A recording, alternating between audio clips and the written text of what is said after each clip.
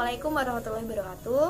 Perkenalkan, nama saya Salwa Nur Azizah dari Program Studi Manajemen Fakultas Ekonomi yang akan menyampaikan gagasan atau solusi dari permasalahan yang ada di Desa Bapangsari ini. Sebelumnya, perkenalkan, ini adalah narasumber saya, yaitu Bapak Nono dari Desa Bapangsari, Bagelen, Purworejo, Jawa Tengah. Permasalahan yang dihadapi di Desa Bapangsari ini itu saya kelompokkan menjadi 3. Yang pertama, biaya produksi dengan keuntungan yang tidak sebanding. Yang kedua, kelompok tani yang ada di desa tidak berjalan dengan semestinya.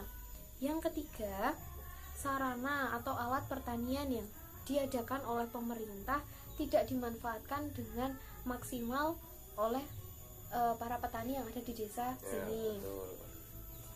Yang pertama itu kan biaya produksi dengan keuntungan yang tidak sebanding. Itu ada banyak faktor. Yang pertama karena cuaca, terus kondisi alam yang tidak mendukung, terus ada satu lagi kondisi tanahnya dari sawah sini. Kalau kondisi cuaca menurut saya itu kita sebagai manusia sudah tidak bisa mengubahnya gitu kan. Hanya bagaimana cara mengatasi atau mencari jalan lain gitu kan. Terus menurut saya itu solusinya yaitu pembuatan saluran irigasi. Jadi ketika musim kemarau datang tidak terlalu susah untuk mencari air karena sudah ada sistem irigasinya. Kalau selama ini kan hanya mengandalkan sumur bor. Nah, itu yang buat kondisi tanah.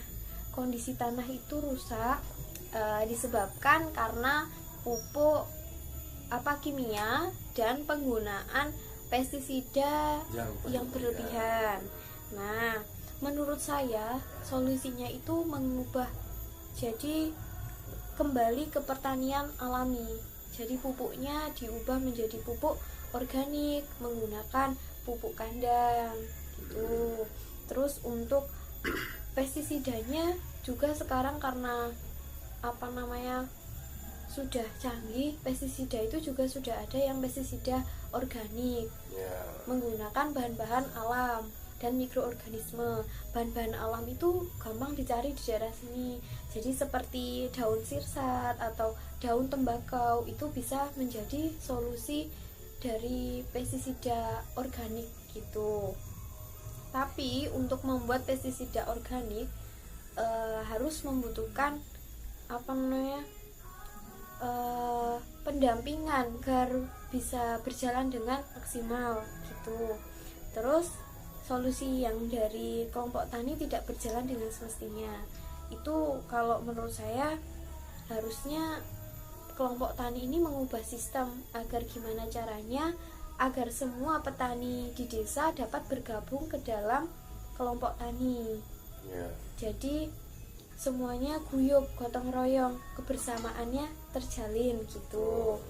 Terus solusi yang kedua itu membangun koperasi. Tujuannya ya agar menjadi kerjasama antar petaninya itu semakin kuat untuk mengurangi juga pengeluarannya. Karena kalau koperasi itu kan sistemnya ada simpan pinjam, ada pembagian hasil.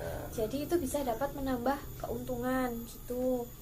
Terus untuk sarana atau alat pertanian yang tidak dimanfaatkan dengan optimal itu dapat dilakukan dengan pemberdayaan petani dengan adopsi teknologi pertanian.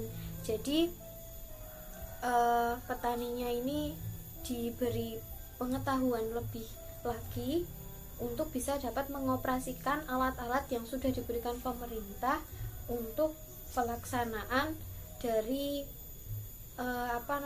produksi petani gitu. Kalau misal kemarin ada alat untuk menanam padi dan memanen padi, kalau kemarin belum bisa digunakan, dengan adanya pemberdayaan ini diharapkan dapat menggunakan alat tersebut dengan lebih optimal gitu.